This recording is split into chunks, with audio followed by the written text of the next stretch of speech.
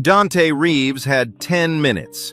That was all he needed to drop off the design draft, shake hands with the owner, and get back to his truck before the parking meter ran out. He was a black single dad with a 7-year-old at home and a cold sandwich waiting on the counter. He didn't have time for anything else. But he stopped the moment he walked through the door. He recognized her immediately. Celeste Marlowe, the kind of woman whose face showed up in business magazines, whose name carried weight in every boardroom in Chicago. He'd done a small project for her company once. Cold, precise, untouchable. That was her reputation. Right now she was sitting alone at a table set for two. Wine gone warm. Appetizer untouched. The man who was supposed to be across from her had taken a phone call and never come back. A server approached her visibly uncomfortable and asked if she'd like to go ahead and close out the check. Dante set his folder down on the host stand, walked across the restaurant, and pulled out the empty chair. "If he was dumb enough to leave," he said, "go out with me instead." If you're new here, stories like this one go up every week. Hit subscribe so you don't miss the next one. The morning had started the way most of Dante's mornings did, slightly behind schedule and smelling like burnt toast. He'd overslept by 11 minutes, which meant Zoe had to eat her cereal standing at the kitchen counter instead of sitting down like a normal person, which meant she spent the entire car ride to school explaining to him why cereal tasted different when you ate it standing up. He didn't argue. At 7 years old, Zoe had opinions about everything, and she delivered them with the kind of absolute confidence that made Dante think she was going to be a lawyer someday, or a senator, or both. "Dad," she said as he pulled up to the drop-off lane at Westfield Elementary, "don't forget the grilled cheese tonight." "I won't forget." "You said that last Tuesday." "Last Tuesday was different. I had a pipe situation." "A pipe situation?" she repeated, deeply unconvinced. He leaned over and kissed the top of her head. She smelled like the strawberry shampoo he'd bought in bulk because it was the only kind she'd use without a 15-minute negotiation. "Grilled cheese," he said. "I promise." She grabbed her backpack and slid out of the truck without another word, which was as close to acceptance as Zoe ever got. Dante watched her disappear through the school doors, then pulled back into traffic. He had 4 stops that day. A consultation on the north side, a material pickup in Bridgeport, a client call he'd been rescheduling for 2 weeks, and a quick drop-off at River Bend, a mid-range restaurant near the riverfront that was in the middle of an interior renovation. The owner wanted to see the updated spatial layout Dante had finished the night before after Zoe went to bed. Simple job, 10 minutes, maybe 15 if Ray wanted to talk through the lighting options again. That was the plan. Celeste Marlowe did not make plans. She made decisions. There was a difference. Plans left room for other people's timelines, other people's hesitation. Decisions moved things forward. She had built Marlowe Strategic from a 2-person consulting operation in a shared office space to a firm with 46 employees and clients in 6 cities by making decisions quickly, clearly, and without second-guessing herself in public. In private was another matter. But no one got to see that. At 39, she had the kind of reputation that preceded her into every room, sharp, composed, relentless. She didn't raise her voice. She didn't have to.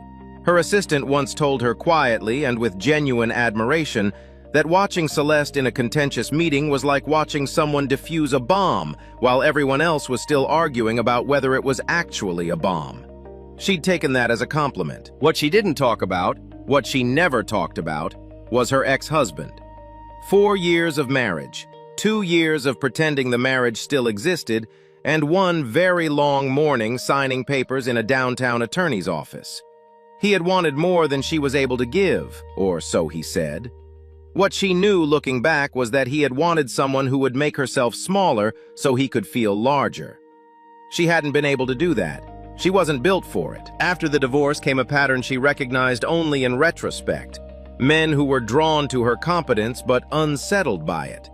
Men who wanted her success as a backdrop but not as a reality they had to face across a dinner table. She'd learned to spot them early. She'd learned to keep things simple, controlled, and brief. Bryce Callahan had seemed different. That was the part she couldn't quite forgive herself for. The fact that she'd actually thought he might be different. He was a corporate attorney with clean credentials and a natural ease in high-end social settings. More importantly, he had direct ties to a venture group that Marlowe Strategic needed access to if she was going to close a deal that had been on the table for 8 months. The line between professional interest and personal curiosity had blurred faster than she'd expected. When he asked her to dinner at Riverbend, she said yes. She arrived at 7 sharp in a charcoal wrap dress, her hair down, a small concession she allowed herself on evenings that weren't purely business. Bryce was already there, which she noted approvingly. They ordered drinks. He was charming, attentive. She found herself relaxing in increments the way she only did when she felt genuinely safe. Then his phone buzzed. He glanced at it. His expression shifted. Something crossed his face that she couldn't read. He stood up and said he'd be right back. Just one quick call, 2 minutes at most. She watched him step outside. 30 minutes passed. She refilled her water glass. She checked her own phone, not for messages from him, just to look occupied. She rearranged the silverware without realizing she was doing it. She kept her posture straight and her expression neutral, which was not difficult because she had been training herself to do exactly that since she was 24 years old, and had learned the hard way that showing vulnerability in professional spaces was something people remembered and used. This was not a professional space. A couple at the table to her left had stopped talking and were now clearly not talking in that very deliberate way that meant they were both very aware of her sitting there alone. A woman near the window glanced over twice. The hostess caught her eye and immediately looked away. An hour after Bryce had walked out, the server came to her table. Young, probably college-aged, genuinely trying to be kind about it. "Ma'am, can I get you anything? Or would you like to go ahead and take care of the check?" Celeste smiled. "I'm fine, thank you." Under the white linen napkin, her hand was pressed flat against her thigh, fingers curled inward, nails just barely not breaking the skin. She was not fine. She knew how to look fine. She had been looking fine for so long that sometimes she forgot there was a difference between the performance and the thing underneath it. But right now, in this restaurant, with the warm wine and the cold appetizer and the empty chair across from her, she felt the full weight of something she usually kept in a very small, very locked box. She was tired. Not the kind of tired that sleep fixes. The kind that builds up over years of proving yourself in rooms full of people who were waiting for you to fail. The kind that comes from being chosen, then not chosen, then choosing not to be affected by any of it. She was tired of sitting straight, tired of smiling, tired of making everyone around her comfortable with her discomfort. She was just about to pick up the check herself, quietly, efficiently leaving a 25% tip because she always tipped well, and wasn't going to stop now just because the night had gone sideways, when she heard the chair move. Dante had handed the folder to Ray, shaken his hand, turned around and gotten about halfway to the exit before he registered what he was seeing. He knew who Celeste Marlowe was. He'd spent 3 weeks doing a staging consultation for one of Marlowe Strategic's satellite offices 2 years ago. He'd met her exactly once. She'd walked through the space, asked 2 precise questions about load-bearing wall options, nodded at his answers, and left. She hadn't been rude. She simply hadn't been interested in small talk, and he'd respected that. Now she was sitting at a table set for 2 alone, and the whole restaurant had that particular quality of collective awareness that happens when something slightly uncomfortable is unfolding in a public space, and no one is sure whether to look or not look. He did the math quickly. Fancy restaurant, Friday night table for 2, woman alone. Second wine glass across the table that hadn't been touched in what looked like a long time. He saw the server approach her, saw her smile and say she was fine, saw the way her jaw was set just slightly too tight for someone who was actually fine. He thought about walking out. It wasn't his situation. He didn't know her beyond 2 professional exchanges. He had a parking meter running and a grilled cheese promise to keep, and a full day of actual responsibilities that had nothing to do with whatever was happening at this table. Instead, he crossed the restaurant, pulled out the empty chair, and sat down. She looked at him, not startled. She didn't startle easily, he could tell, but assessing, like she was running a calculation. If he was dumb enough to leave, Dante said, Go out with me instead." The silence lasted about 4 seconds. He didn't fill it. He didn't soften the offer or add a nervous laugh or try to explain himself. He just waited, the way he'd learned to wait on job sites when a client needed a moment to decide something, still unhurried without pressure. Later, Celeste would think about what made her say yes. She'd run through the variables the way she ran through everything, systematically looking for the logic.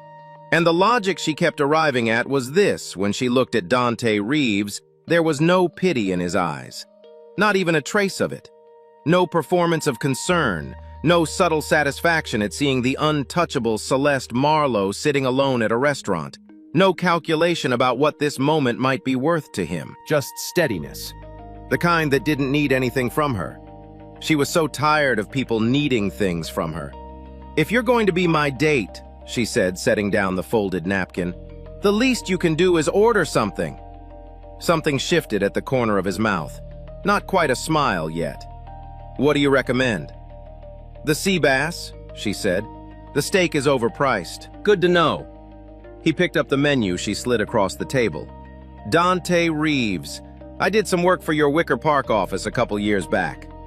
"I remember," she said. "Load-bearing walls." "You've got a good memory." "I remember everything that matters." She picked up her wine glass, took a sip of the warm Chardonnay, and decided it was actually fine. "Celeste Marlowe. I know who you are." "Most people do," she said. Not boasting, just stating it the way she'd state any other fact. "Must be exhausting," he said. She looked at him. He was looking at the menu, not at her, which meant it wasn't a line. It was just an observation. An honest one. "Sometimes," she said. It was the most truthful thing she'd said all evening. They ordered. They talked. He told her about the restoration work, how he'd gotten into it, how there was something that felt right about taking spaces that had been neglected and making them functional again, giving them back a purpose. She asked questions that weren't polite questions, but real ones, the kind that showed she was actually listening. He asked about the company, and she answered without the usual press release phrasing, without the careful language she used in interviews. The restaurant filled up and emptied around them. At some point, the server refilled her wine without being asked. The sea bass was good. The conversation was better. By the time she looked at her watch, it was past 10 o'clock. She had not thought about Bryce Callahan in 2 hours. She had not performed anything. She had not managed an impression or calculated an outcome. She had simply sat across from another person and talked. And the talking had been easy, not the easy of surfaces, but the easy of two people who were both in their separate ways too tired to pretend. Walking out, she told him it had been unexpected. "Yeah," he said, "it was. I don't usually do unexpected." "I know," he said. "That's the part I'm not sure about yet." She didn't respond to that, but she thought about it the whole drive home. She told herself it was nothing. That was the first thing Celeste did the morning after Riverbend. She sat at her kitchen counter with her coffee and categorized the evening as an anomaly. A strange, harmless night that had no bearing on anything. Dante Reeves was a restoration designer she'd spoken to for a few hours under unusual circumstances. That was it. That was the entire story. By Wednesday, she had told herself this 4 more times. On Thursday, he texted her. "Haven't eaten yet. You," 3 words and a question. No context, no preamble, no elaborate setup. She stared at it for longer than she would have liked to admit, then typed back, "Desk lunch, sad sandwich." He sent back a single line, "You run a 40-person company. You can do better than a sad sandwich." She laughed. Alone at her desk in her corner office with the glass walls, she laughed at a text message like she was 26 years old. She closed the message, went back to her quarterly projections, and made a mental note to eat an actual lunch. The next week, he sent her a photograph, no caption, just an image of a narrow office hallway with harsh overhead fluorescent lighting and 3 employees hunched at their desks with the specific posture of people who were slowly being defeated by their environment. Then a second photo, the same hallway after a simple intervention. Warm-toned pendants, a low shelf of plants along one wall, the desks repositioned at slight angles to break the tunnel effect. Same budget, he wrote, different outcome. Your Whacker Drive floor does the same thing to people, just so you know." She forwarded it to her facilities coordinator and told her to schedule a consultation. That was how it went. Not dramatically, not with the kind of urgency she associated with things she should be careful about. He didn't push. He didn't perform interest. He showed up in small ways that felt like the product of someone who paid attention, and the paying attention was somehow more disarming than anything else he could have done. She was drawn to it. That was the honest truth. And the honesty of it scared her more than the feeling itself. She understood the practical problem. Celeste Marlowe existed in a particular ecosystem, one in which her personal life was never entirely personal. The business press had covered her divorce with the restraint of people who were actually not restraining themselves at all. Every professional relationship she had was filtered through a public perception she had spent years carefully managing. She did not have the luxury of dating casually, of letting things develop without consequence, of making a mistake that could be photographed and headlined. Dante's world operated by entirely different rules. She watched him with Zoe one afternoon. Not intentionally, she had stopped by his studio to drop off the facilities documents in person, and when he opened the door, Zoe was at the work table behind him, carefully arranging small paint chips into color families with the focus of a professional. He introduced them without making it a thing. Zoe looked up, assessed Celeste with the frank curiosity of a child who had not yet learned to pretend, and said, "Your coat is really shiny." "Thank you," Celeste said. "It's wool." "Wool is from sheep," Zoe said, and went back to her color chips. Dante gave Celeste a look that said, "She's like this all the time. And also somehow, isn't she something?" And Celeste felt something move in her chest that she didn't immediately have a category for. This was the complication, and she knew it clearly. She was standing in a small studio on the west side, in a coat that cost more than most people's monthly rent, looking at a man who got up every morning and drove a 7-year-old to school and built his whole life around being present for her. His world was specific and real and organized around responsibility. Hers was abstract and public and organized around strategy. She didn't know how those two things fit together. She wasn't sure they did. And Dante, for his part, was not unaware of the gap. He'd seen how people looked at them when they ran into each other in public. The small recalibrations people did when they recognized Celeste, and then looked at him. Who was this man?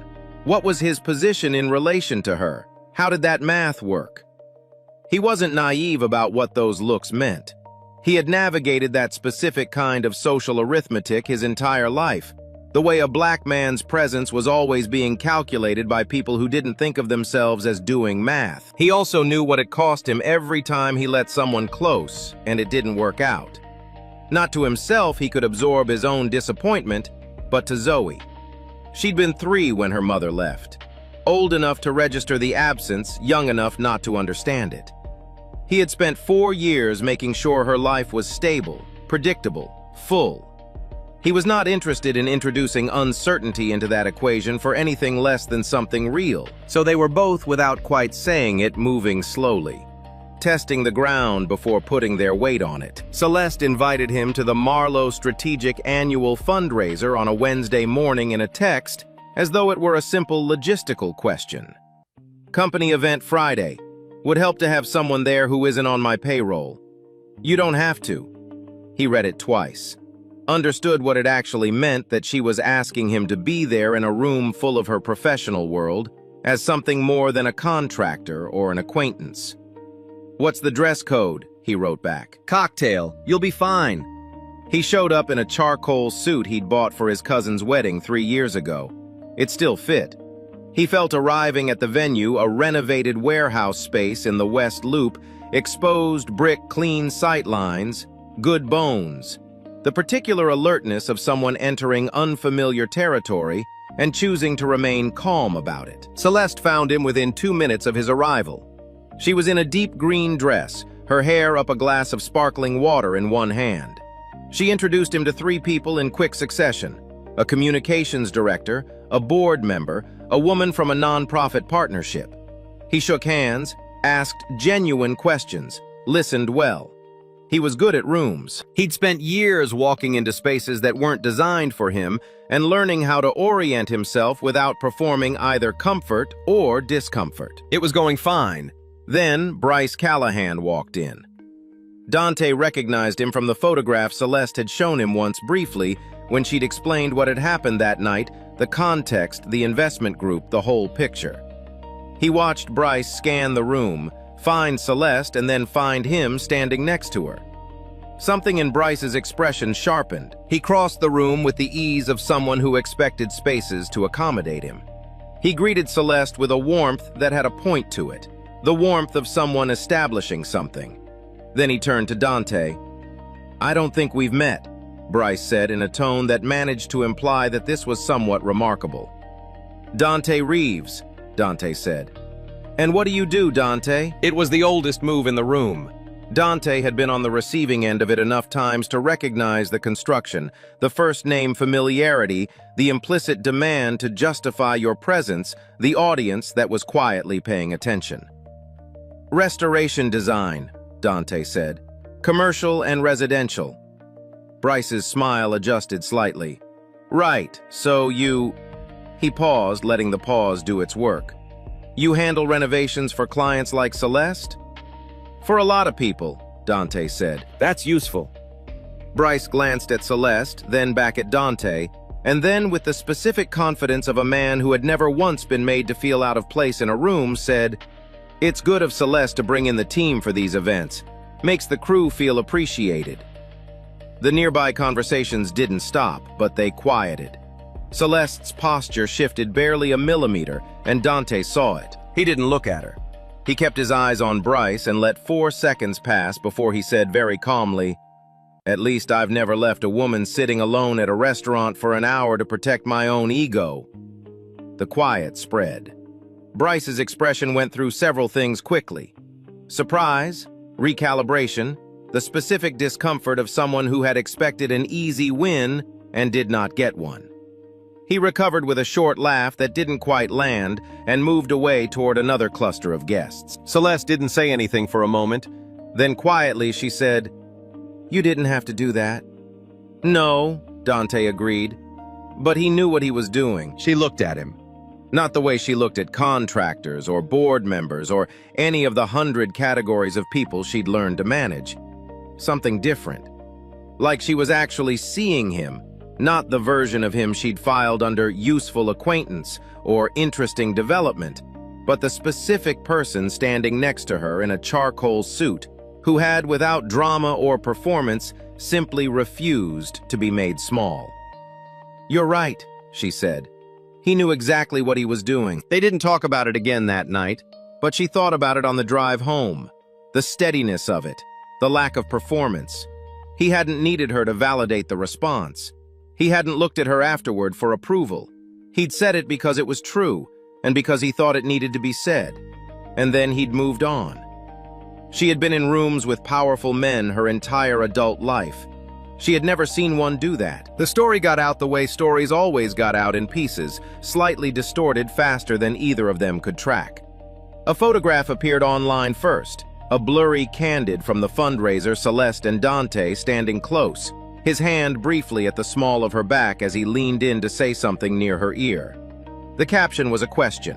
The comment answered it. By Monday, 2 board members had called her separately to express concern, a word that in this context meant something else entirely. By Tuesday, an item appeared in a local business column noting that Marlowe Strategic's CEO had been seen at a company event with a renovation contractor. The phrase chosen with the precision of a knife. Bryce moved quickly. A rumor surfaced. She couldn't trace it directly to him, but she didn't need to, suggesting that Dante had been deliberately cultivating proximity to Celeste for financial opportunity. That he had, in a phrase that spread with the frictionlessness of something that felt plausible to people who wanted it to be true, been using his daughter to get close to her. When Celeste heard that part, she felt a cold, specific fury that she hadn't felt in years. She called Dante. "I'm putting out a statement." "Don't," he said. "They're using Zoe." "I know." His voice was even, controlled. "Which is why I'm telling you not to give it more oxygen." Ignoring it won't make it go away. It's not ignoring it, he said. It's choosing what it's worth. Bryce wants you reactive. He wants you doing something he can point to. A pause. Let him wait. She understood the logic. She'd used the same logic herself in professional settings more times than she could count, refused to control the response. Don't let your opponent set the terms. She understood it completely. She still hated it. You're not the one being talked about as someone's scheme, she said. Celeste. His voice shifted, not softer but more direct. I've been talked about sideways my whole life by people who decided what I was before they looked at me twice. I know how to carry that. What I can't carry is someone I care about blowing up her position because she's angry on my behalf.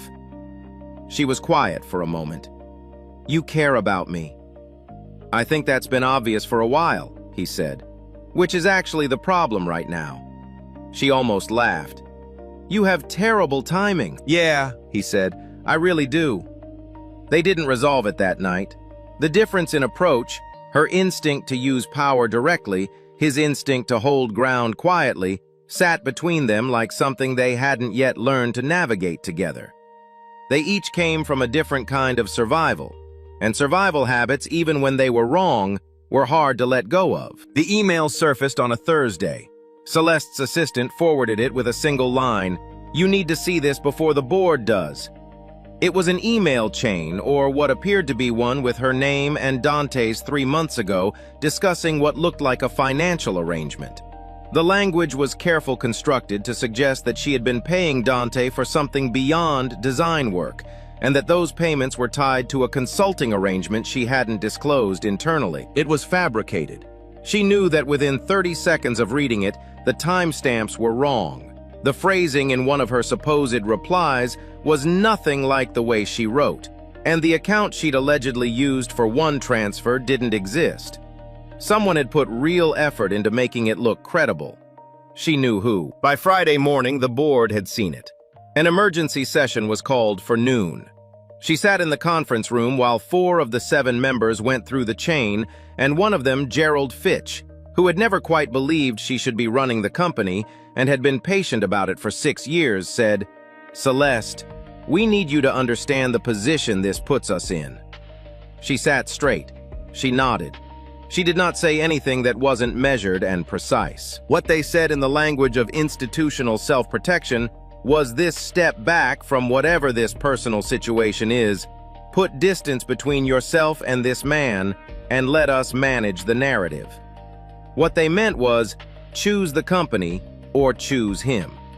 She asked for 72 hours. What she didn't know, couldn't have known, was that Dante had been in the building. He'd come to drop off revised drawings for the Wacker Drive project. Her assistant had told him she was in a meeting, offered to take the portfolio, but he'd waited in the lobby instead, thinking it would be quick. Through the glass wall of the conference room, he couldn't hear the words, but he could read the room.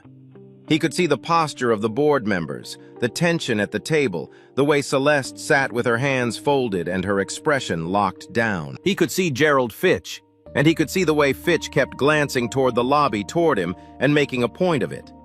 He understood without being told what the meeting was about. He left the portfolio with the assistant.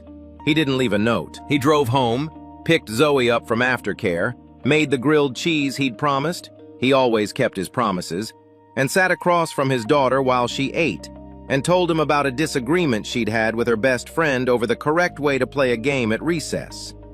He listened. He offered a thoughtful opinion.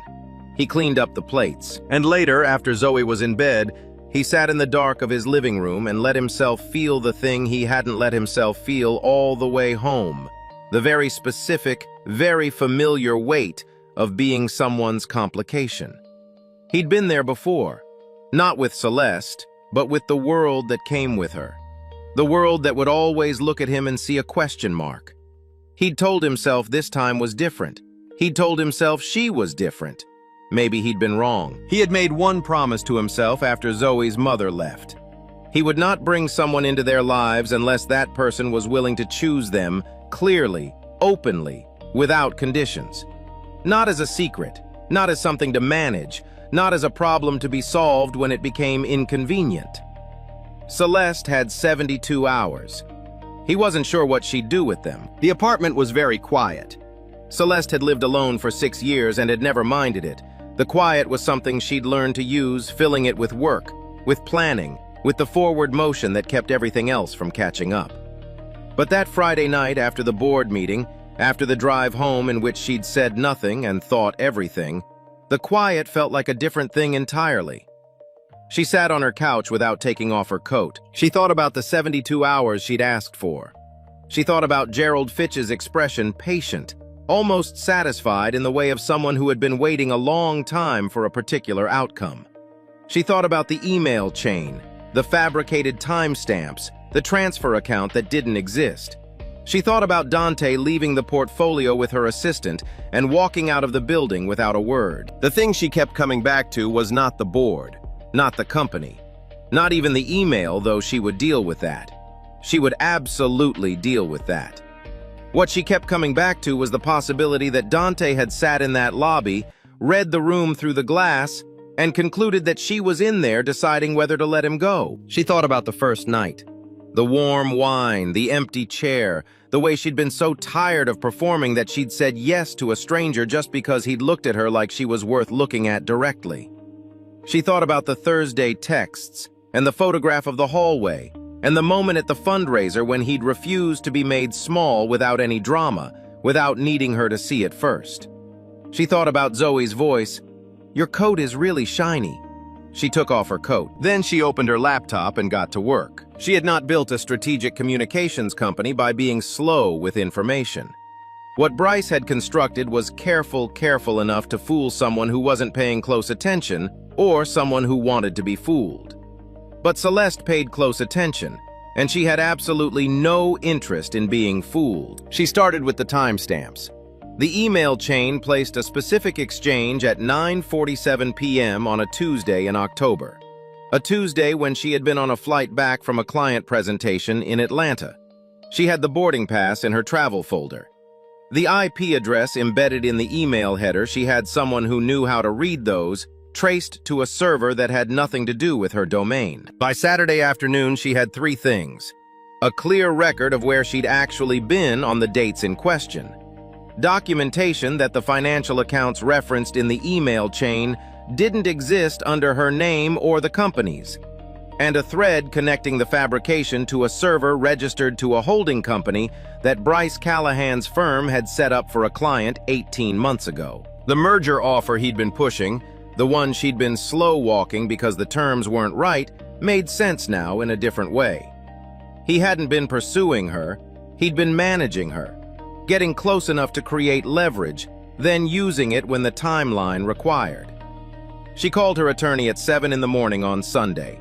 She called her most trusted board member, not Fitch, at 9. By the time the emergency board session reconvened Monday at noon, she had a folder in front of her that was 2 inches thick. She had imagined this room difficult, and it was. Gerald Fitch had come in with the settled energy of someone who had already determined the outcome. 2 other members were clearly waiting to see which way the wind moved. The remaining 4 were quiet, cautious, genuinely uncertain which was the version of this she could work with. Bryce was there too, invited at Fitch's suggestion, as the supposed aggrieved party, the man whose professional reputation had allegedly been connected to a financial impropriety. He looked confident. She understood why. From where he was sitting, this meeting ended one way. Celeste opened the folder. She didn't raise her voice. She didn't need to. She walked them through it the way she walked through every presentation, methodically building from evidence to conclusion, not asking them to take anything on faith. The timestamp discrepancy, the non-existent accounts, the server trail, the merger timeline laid alongside Bryce's behavior in the weeks preceding the fabrication. She gave them 10 minutes to examine the documentation themselves. When she finished, Fitch said, "Celeste, even if we accept this, it's not a matter of accepting it," she said. "It's documented. Those are 2 different things." A silence. Bryce's composure had shifted. Not gone, he was too practiced for that, but underneath it something had tightened. One of the quieter board members, a woman named Diane, who had been with the company since its 3rd year, said, "Bryce, I think at this point you need to step out." He did. He didn't argue, which told Celeste everything about how well the folder had landed. When the door closed, Fitch tried one more time. "This is good work, but the optics of your personal situation still..." "Gerald." Celeste folded her hands on the table. "I want to be very precise about what I'm about to say. I was nearly pushed out of a company I built because a man with a financial motive fabricated evidence and counted on this room to prioritize optics over facts. If this board makes decisions based on what things look like rather than what they are, then this board has a problem that has nothing to do with who I'm seeing." She paused. "A company can't be led by cowardice. I built this place on that principle, and I'm not going to quietly abandon it to make a meeting room more comfortable." The vote to reaffirm her position was 5-2. Fitch was one of the two. She thanked them and left. She found him at the small park 3 blocks from his house, the one with the low climbing structure and the 2 benches and the oak tree that had been there long enough that the roots had started lifting the surrounding concrete. She'd asked Zoe once why they always came to this particular park, and Zoe had said with the certainty of someone who had thought it through, "Because it feels like it's been here the whole time." It was late afternoon. Zoe was on the climbing structure. Dante was on the bench, forearms on his knees, watching her. He heard Celeste's footsteps and looked up without surprise. She had the impression he'd been expecting her, or at least not expecting her, that he'd left the possibility open and was watching to see if it arrived. She sat down on the bench next to him. For a moment, neither of them said anything. Zoe crossed the top of the climbing structure, deemed it satisfactory, and began to descend. "I brought the board the documentation this morning," Celeste said. "All of it. They reaffirmed my position. Bryce is going to have a very bad couple of months." A pause. "I should have moved faster on this. I was so focused on protecting the company's position that I..." She stopped. Started again. "I think you left that building on Friday believing I was in there deciding whether to step away from you."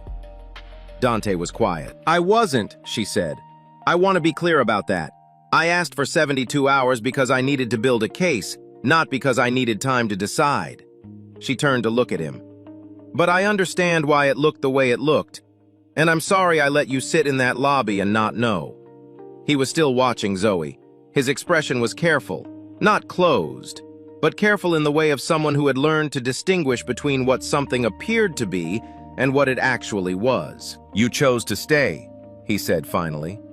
"Yes, even knowing what it would cost you." "It didn't cost me what it was supposed to cost me," she said, "because I didn't let it." He turned to look at her then, and she held his gaze. No management, no strategy, no version of herself that was performing anything.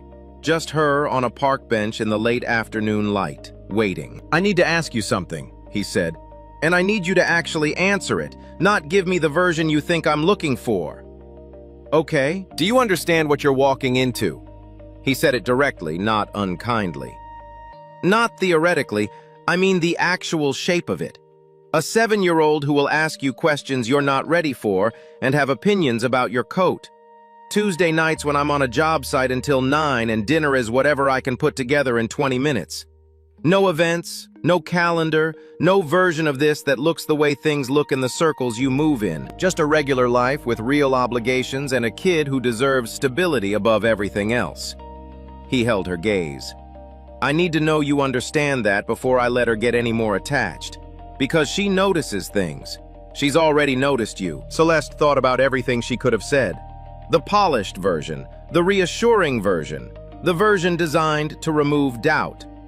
She didn't say any of those. "I don't need a fairy tale," she said. "I've had things that look like fairy tales. I know what they actually are." She paused. "I want somewhere real. Somewhere that has a person in it who'll actually be there when I get home." She looked at Zoe, who had made it to the bottom of the climbing structure, and was now inspecting the lifted concrete around the oak tree's roots with intense scientific focus. "I'm not going to pretend I know exactly how to do this, but I don't say things I don't mean." Dante followed her gaze to Zoe. "She's going to have a lot of questions," he said. "I know." "She already asked me if you have a dog." Celeste blinked. "I don't have a dog." I told her. She's choosing to remain hopeful. And there it was. Not a grand gesture, not a dramatic resolution, just the particular ease of two people who had stopped performing and found that what was underneath was something they could actually work with. Months later, on a Thursday evening, the three of them sat at a small place along the river, a neighborhood spot with plastic menus and mismatched chairs, and a neon sign in the window that buzzed faintly when the heating kicked on. Zoe was working through a grilled cheese with the focus of a professional. Dante had his arm on the back of Celeste's chair, not quite around her, the easy comfort of something that didn't need to announce itself. The river moved outside the window. The heat was good. The food was warm. Zoe looked up from her plate and said with perfect seriousness, "If you got a dog, it could sleep at our house during the week and your house on weekends." "That's a very organized proposal," Celeste said. "I've been thinking about it for a while." Dante caught Celeste's eye. She looked back at him, and for just a moment, she let herself remember the other restaurant. The warm wine, the empty chair, the white-knuckled hand under the linen napkin. The feeling of being so visible and so entirely alone. Her hands were occupied now. One was holding a piece of bread. The other was resting on the table, and Dante's hand had moved to cover it without either of them making a thing of it. She was not alone. She had stopped performing fine. She was actually finally without reservation and without management fine. What stayed with me about this story isn't the romance. It's the small moment that started everything. A man who didn't have to do anything, who had every reason to just walk out the door, and instead pulled up a chair. We spend so much time waiting for love to arrive in a dramatic, undeniable way. But sometimes it shows up quietly in the middle of an ordinary Thursday, in the form of someone who simply decides to stay. That's worth something. That's worth a lot. If this story resonated with you, subscribe and stick around. There's a new one every week. And if you know someone who needed to hear this today, share it with them. Sometimes the right story finds you at exactly the right time.